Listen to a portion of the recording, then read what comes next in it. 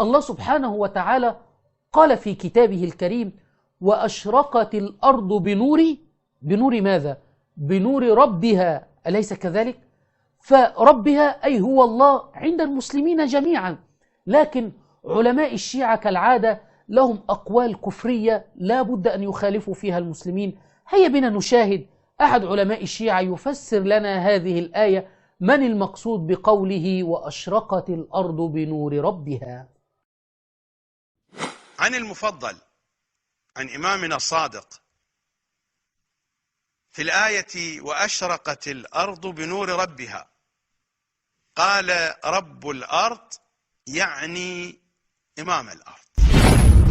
كما رأيت وأشرقت الأرض بنور ربها، ولم يأتي بهذا الكلام من عنده، بل هذا موجود في تفسير القمي الذي يعظمه الشيعة. وأشرقت الأرض بنور ربها أي بنور الإمام، أي إمامهم المهدي هو رب الأرض. يعتقدون ذلك، لهم أرباب كثيرة كما قلنا من قبل.